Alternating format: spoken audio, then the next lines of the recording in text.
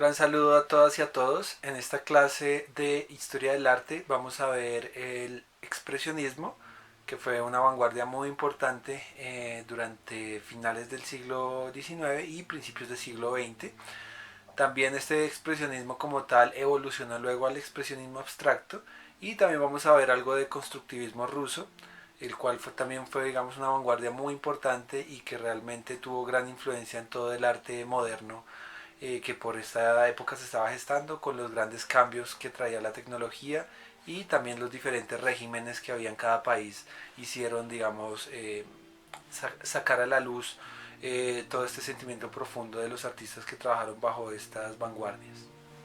Un importante antecedente del expresionismo figurativo fue el trabajo de Vincent Van Gogh, quien reflejaba en sus pinturas esa lucha interior, ¿sí?, del artista.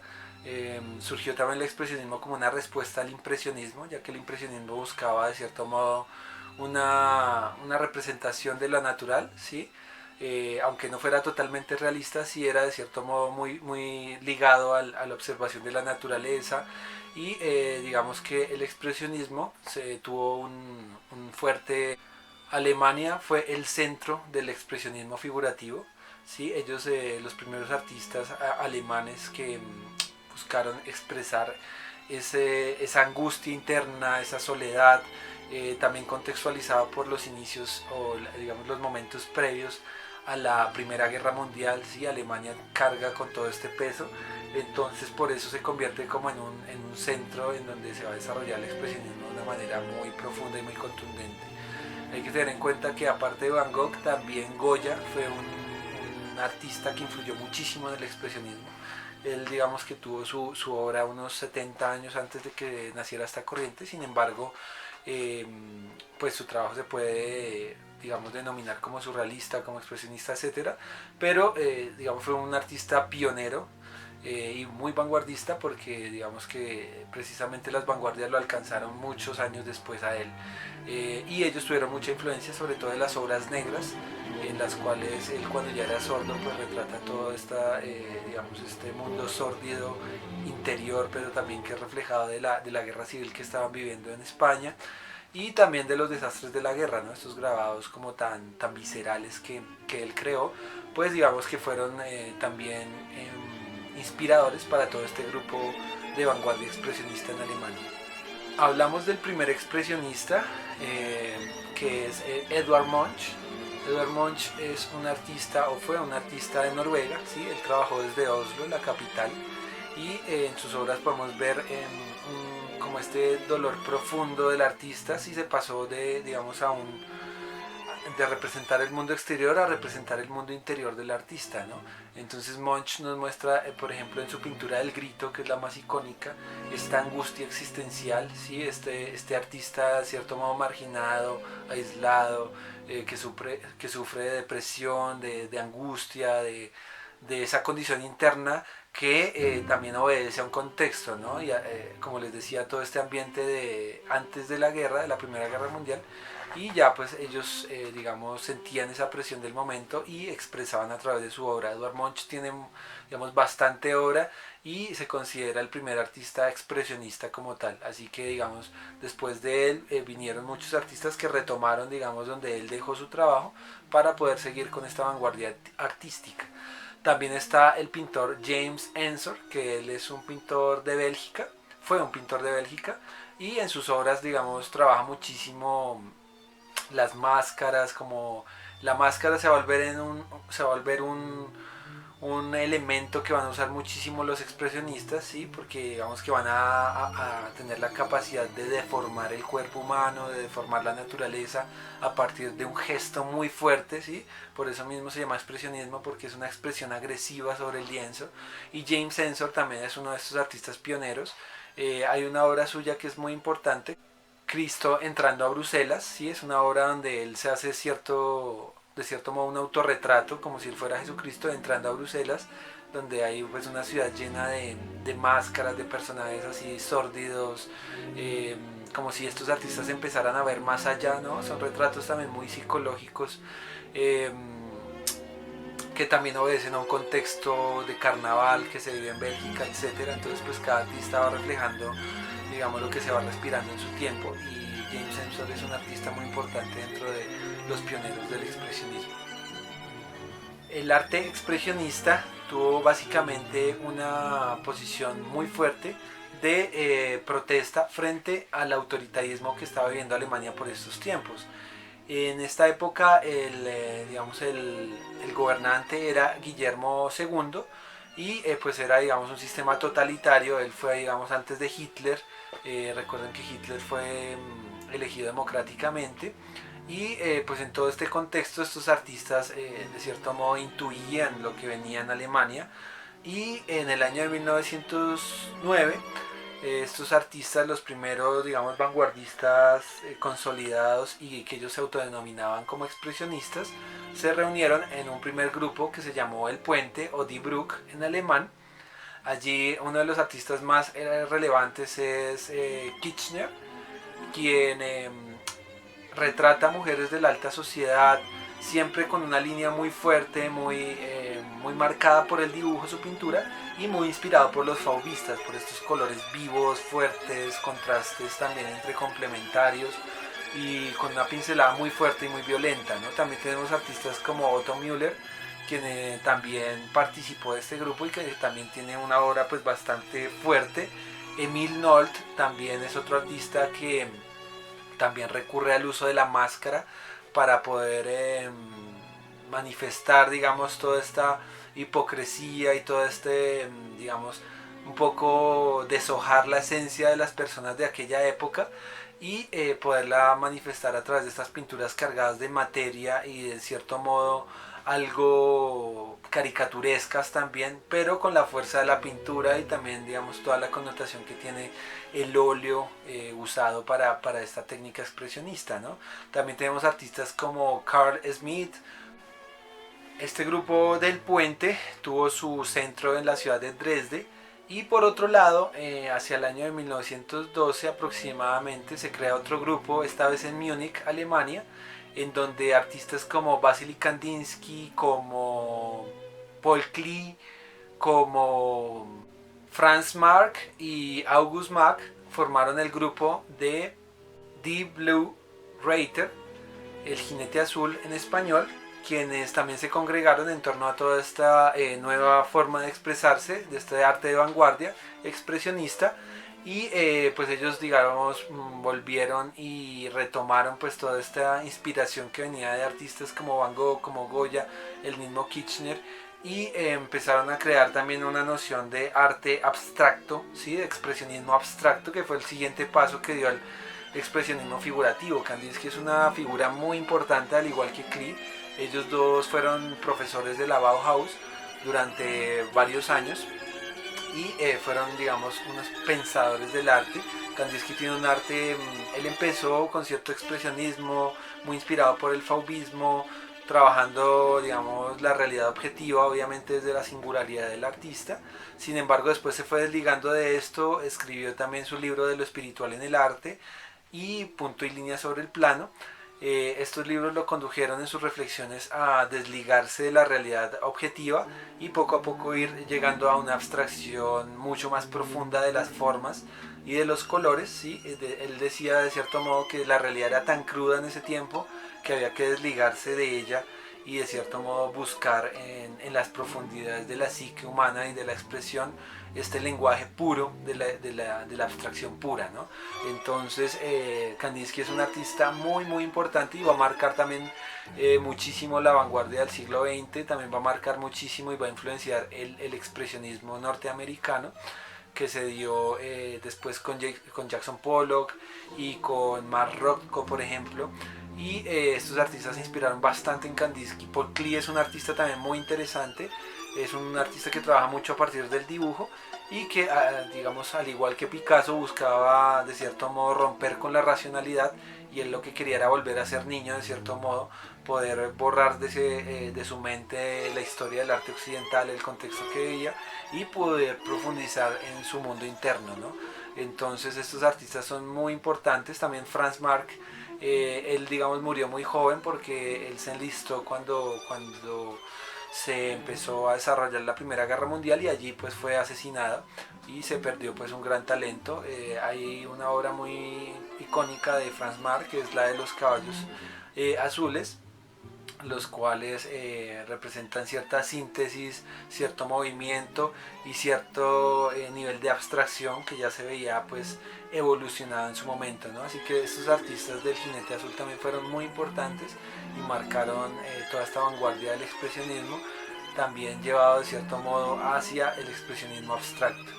Naturalmente, como otros movimientos artísticos, este movimiento transgredió las fronteras de Alemania y en Austria también hubo un movimiento muy importante. Anterior al expresionismo como tal, hubo un movimiento que se llamó el Jugendstil, de quien su representante más importante es Gustav Klimt. ¿Sí? Él empezaba a hacer cierta abstracción de las formas, empezaba a usar una pincelada mucho más cargada de materia, todavía digamos marcada mucho por el dibujo. Sin embargo, él hizo una revolución visual muy importante, hizo parte de los artistas de la secesión que se dio en Austria, ¿sí? Bajo el gobierno del Imperio Austrohúngaro, que todavía gobernaba en ese tiempo, y un discípulo de Klimt, quien se llamó Egon Schiele, también se acogió al expresionismo. Es un artista que tiene una fuerza impresionante en sus obras, trabaja muchísimo la figura humana, trabaja mucho los retratos psicológicos y es un artista que transgrede. También se le acusó de pornografía, pues porque su obra realmente era muy adelantada a su tiempo y dibujaba muchos desnudos. Este artista murió muy joven lastimosamente, pero dejó una gran obra muy auténtica. ¿Sí? Uno ve una pintura de Egon Schiele y de una vez la identifica como de su autoría. Y también hay otro artista muy interesante y muy importante que fue Oskar Kokoschka. Kokoschka fue un artista que marcó un expresionismo súper fuerte con una pincelada muy dura. También hacía mucho autorretrato, también trabajaba mucho temas digamos, del contexto que estaba viviendo, obviamente desde una mirada muy subjetiva, porque recuerden que el expresionismo también surgió como una respuesta al impresionismo para dejar de representar el mundo exterior y concentrarse más bien en todas estas emociones internas, en sentimientos como la soledad, como la violencia, como la religión, la sexualidad, obviamente transgrediendo todos los cánones que estaban establecidos para esta época en una sociedad muy conservadora. Entonces, todos estos artistas, cuando subió el nazismo al poder como tal, empezaron a perseguir a estos artistas. Estos artistas tuvieron muchos que emigrar de sus tierras natales hacia Francia y hacia otros contextos donde el nazismo todavía no era tan fuerte, y su arte se tachó de arte degenerado. Así fue el término que le dieron los nazis a este arte que no se acomodaba al arte clásico y también político que ellos pretendían que se hiciera totalmente controlado por el gobierno. Obviamente estos artistas tenían un espíritu muy liberal, muy autónomo y se fueron en contra naturalmente del nazismo. Muchas de las obras de estos artistas se perdieron cuando los nazis empezaron a perseguirlos. Reunieron miles de obras de artistas y las quemaron también, incluso obras de Gustav Klimt, de muchas obras y obras digamos, de Alemania se perdieron lastimosamente cuando el nazismo empezó a perseguir todos estos modos de expresión alternativos. Luego el expresionismo figurativo fue evolucionando, como les decía, hacia el expresionismo abstracto, quien su pionero principal pues fue Vasily Kandinsky. Él influyó muchísimo en este arte de vanguardia que se trasladó a Norteamérica luego de la Primera Guerra Mundial, y allí artistas como Jackson Pollock, quien fue discípulo de David Alfaro Siqueiros, este muralista mexicano, empezó a probar acercarse a la pintura de otra manera, ¿sí? A partir del famoso dripping, que ya lo había trabajado Max Ernst, pero que Jackson Pollock pudo profundizar en él. Jackson Pollock también estuvo, digamos, respaldado por el gobierno federal de los Estados Unidos, ya que ellos, para hacer una especie de arte de propaganda, patrocinaron todos estos artistas emergentes de esta época como una política de Estado, ¿no? Así que él trabajó en el Federal Art Project, que fue diseñado en el gobierno de Roosevelt para poder también de cierto modo exportar la cultura norteamericana al resto del mundo en su proceso también de expansión. Así que Jackson Pollock trabajó la pintura digamos, cambió la posición normal de trabajarla en un caballete de manera vertical y puso su lienzo y sus telas sobre el piso y empezó también a hacer una especie de acto performático en donde ya no estaba involucrado solo la mano, sino que todo el cuerpo estaba involucrado en el acto de pintar, ¿no? Entonces realmente que sus pinturas hacen eco precisamente de toda la dinámica veloz que estaban viviendo en estos tiempos en Norteamérica, todo este gran auge de construcción, este gran auge económico, pero también recuerden que en la crisis y la depresión económica que tuvo Estados Unidos en el año 29 hubo un caos muy profundo, hubo mucha pobreza, hubo todo una especie de que se cayó el velo del sueño americano como tal y mucha gente pues cayó en la pobreza. Esto de cierto modo, esta rabia, esta fuerza contenida la expresa Jackson Pollock en sus pinturas. Tenemos otro artista muy importante, bueno, recordarles que Jackson Pollock también fue respaldado por Peggy Guggenheim, quien era una mujer que tenía pues mucho dinero y empezó a ser mecenas de todos estos artistas emergentes del expresionismo abstracto norteamericano. Así que Mark Rothko es otro artista muy importante. Él trabaja superficies de color, de cierto modo casi planas, con bordes no definidos. ¿Sí? Es como una especie de pintura flotante, en donde a partir de superposición de capas de colores, crea una espacialidad muy interesante, muy auténtica, muy profunda. Eh, que hace precisamente alusión también a los momentos y a los tiempos que se estaban viviendo en esta época en Norteamérica. También tenemos al pintor William de Kooning, quien también trabajó de manera salvaje sobre sus lienzos. ¿Sí? Su trabajo habló en principio mucho acerca de la mujer.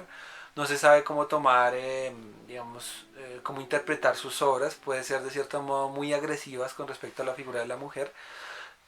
También puede representar sus miedos, ¿sí? Frente a una mujer como que devora, porque de cierto modo esto es muy inspirado en Picasso, su gráfica, pero trabaja a partir de un expresionismo muy, muy fuerte y muy profundo. Así que de cierto modo trabaja e ilustra unas mujeres como demoníacas, eh, que realmente aluden a profundidades psicológicas de los artistas que empiezan a evidenciarse cuando salen a la luz y a la superficie y se pueden materializar sobre estos grandes lienzos que trabajaban estos artistas. Realmente el expresionismo abstracto se caracterizó por usar formatos de gran escala, grandes formatos, y realmente estas pinturas logran sobrecogernos de una manera tal que uno puede introducirse en la pintura de otra manera y empiezan a crear otra relación entre el espectador y la obra de arte. Hay otro artista muy interesante, europeo, quien fue Nicolas de Staël. Les recomiendo que vean su trabajo. Él trabaja a partir de una expresión muy fuerte, va deconstruyendo la realidad a partir de planos de color, expresiones muy profundas, también cargado de materia. Es un artista muy muy interesante porque va deconstruyendo el mundo real y lo va llevando hacia una abstracción muy limpia, muy bien trabajada. Este artista también perdió la vida porque se suicidó, digamos de cierto modo joven. Y muchos de esos artistas también, como Jackson Pollock, como Mark Rothko, tuvieron un final muy trágico. Sus trabajos uno puede evidenciar como esa crisis existencial, ese grito profundo del artista que pertenecía también a un contexto específico y que no logró soportar de cierto modo. El arte les sirvió de forma de expresión, pero no pudieron soportar la vida y tuvieron de cierto modo finales muy trágicos, pero nos dejaron una obra viva, latente, que podemos ahora ir a revisar a los museos, sobre todo en Norteamérica, en Europa, y podemos encontrarnos con esta angustia profunda manifestada en estos grandes lienzos.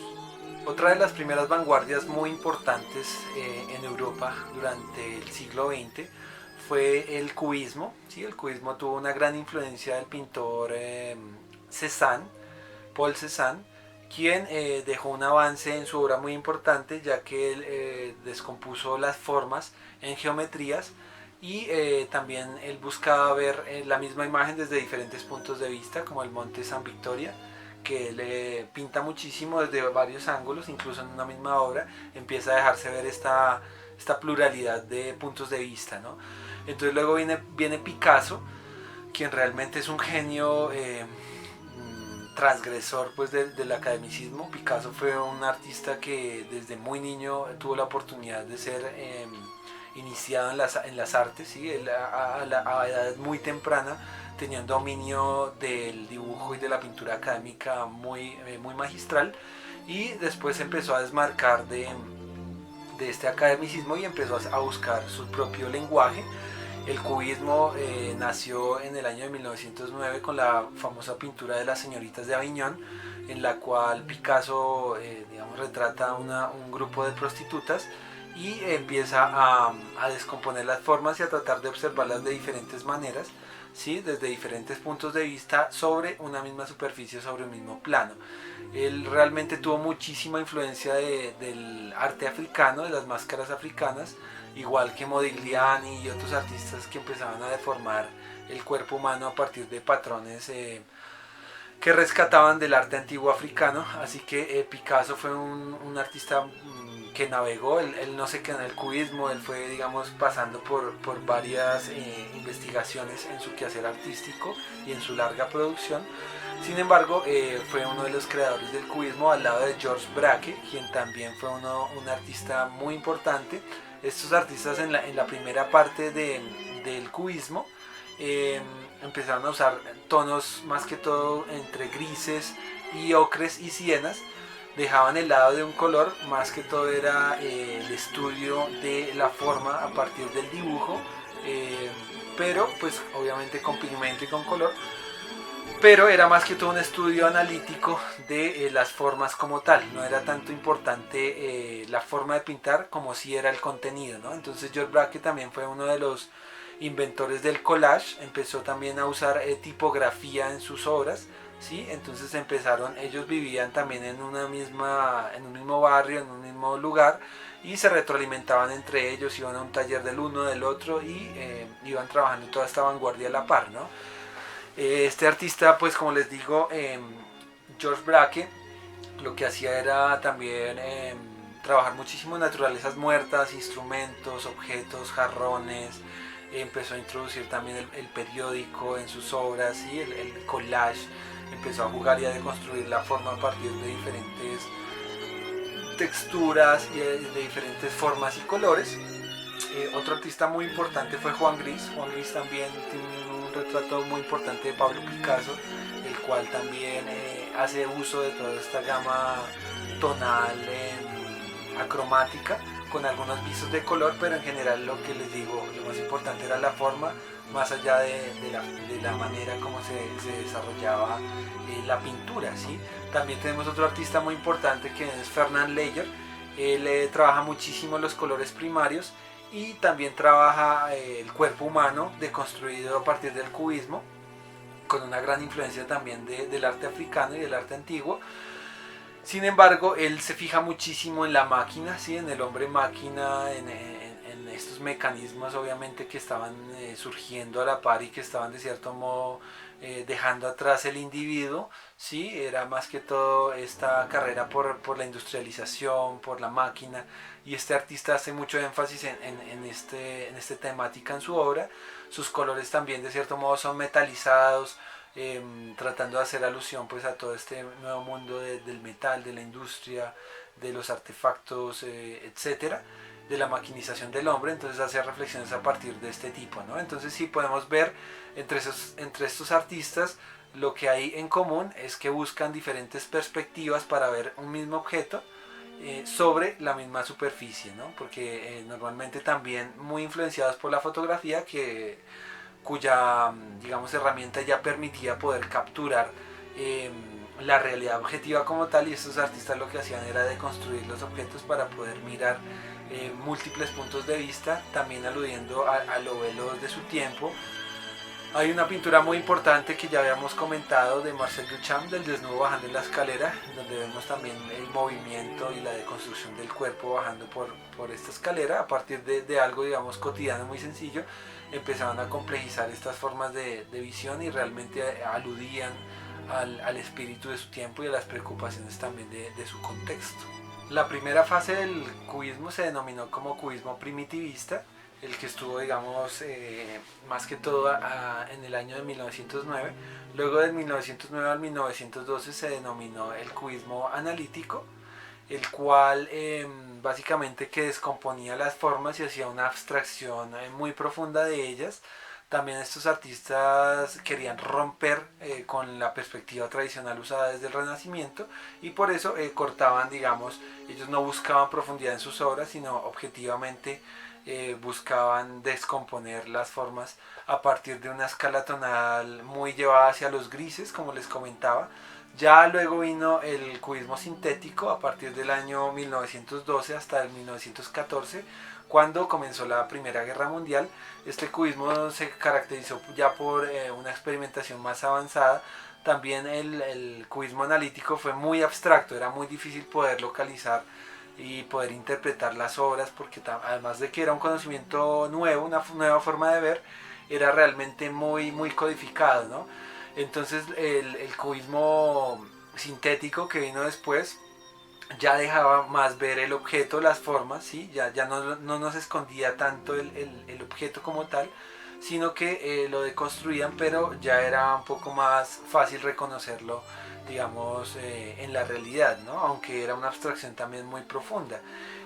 Este cubismo sintético estuvo muy influenciado por el uso de las tipografías, por el uso del collage, por el uso también de los números, de los naipes y del periódico. Era básicamente una especie de mixtura de todo lo que ellos ya habían avanzado y básicamente se iba configurando mucho mejor el cubismo. Al principio fue bastante experimental y poco a poco se fue cerrando, digamos, a unas leyes que obedecían precisamente a romper la perspectiva tradicional y a buscar estas nuevas formas de ver un mismo objeto, ¿no? Y de hacer las formas más reconocibles, a diferencia de la primera fase del cubismo. También hubo artistas y literatos muy importantes como Apolinar, quien fue un artista que desde la literatura respaldó muchísimo el movimiento del cubismo. Sí, él hizo mucho uso de los caligramas para construir su escritura a partir de formas reconocibles, ¿no? Entonces básicamente que dibujaba a partir de las letras y de la escritura y de la tipografía, ¿no? Entonces es un escritor muy importante que en sus obras refleja el espíritu cubista.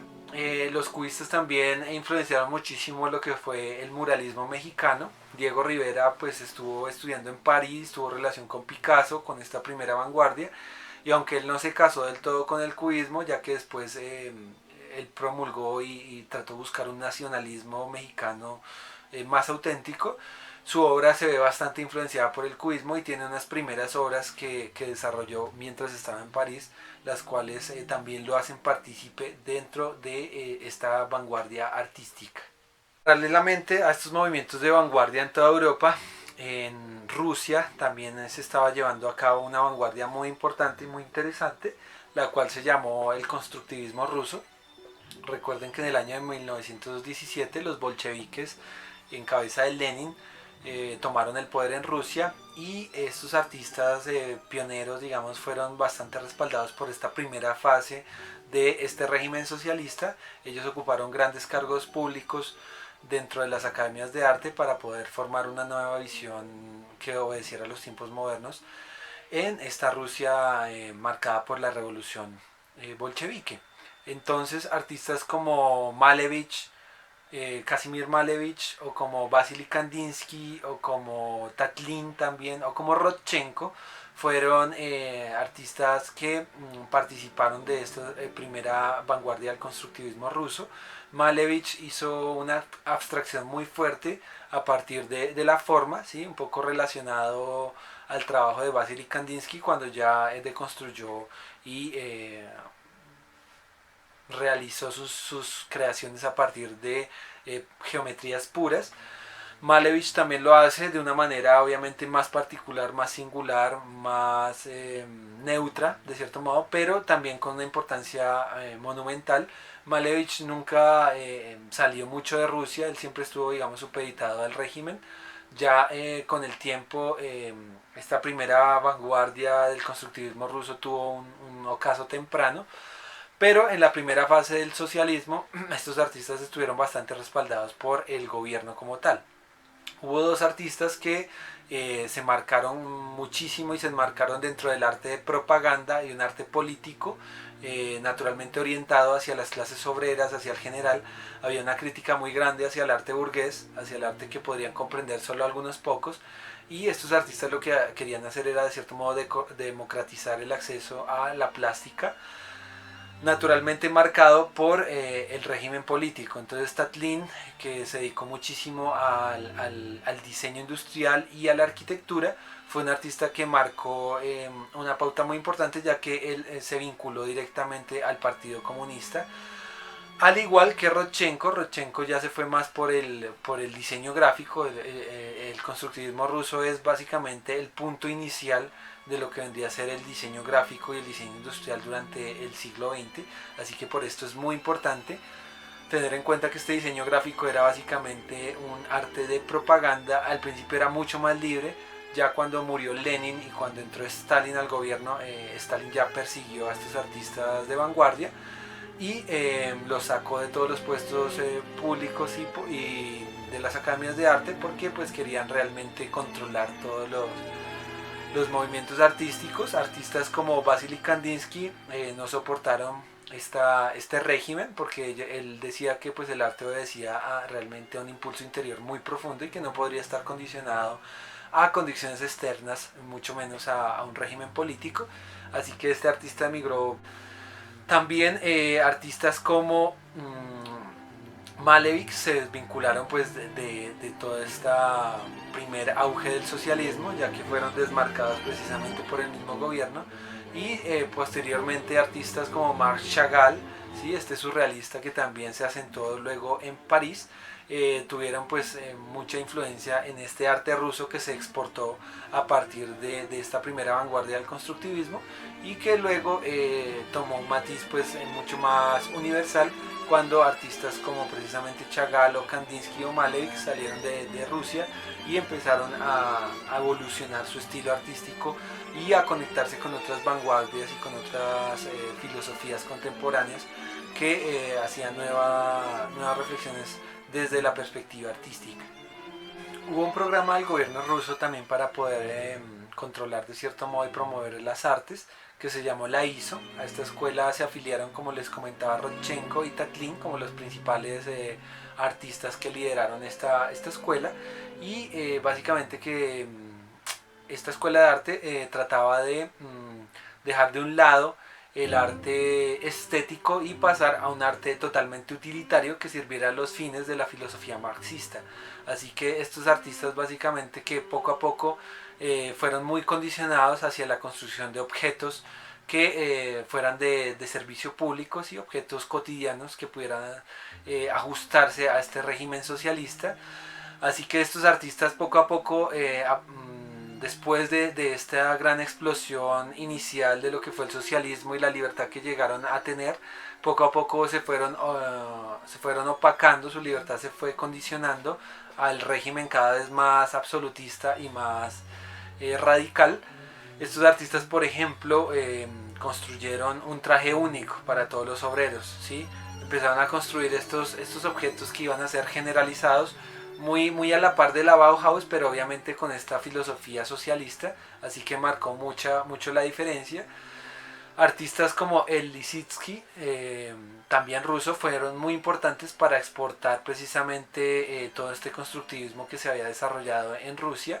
Sí, fueron artistas que de cierto modo llevaron todo este contexto que se está viendo en este país hacia el mundo, y también influyeron notoriamente en las vanguardias que vendrían después a alimentarse de estos primeros movimientos vanguardistas. Así que el constructivismo ruso fue muy importante, muy clave en la construcción de todo este nuevo arte que se estaba gestando a nivel de Occidente. Lissitzky y Rodchenko trabajaron muchísimo a partir del fotomontaje, ¿sí? Siempre aludiendo a una propaganda del sistema socialista. Y como les comentaba, después de la muerte de Lenin y cuando subió Stalin al poder, pues sacó a todos estos artistas, los marginó de cierto modo porque él quería pues obviamente controlar las artes en un estado absolutista y básicamente que las labores del artista se fueron reduciendo bastante hacia la propaganda política, hacia el diseño gráfico que exaltaba los valores de la revolución y poco a poco este gran movimiento constructivista que fue muy brillante se fue opacando precisamente por el mismo sistema y pues los artistas más interesantes tuvieron que emigrar fuera de Rusia y el constructivismo tuvo un ocaso temprano porque fue asfixiado precisamente pues por este absolutismo y este totalitarismo del régimen comunista ya entrado en años, ¿no?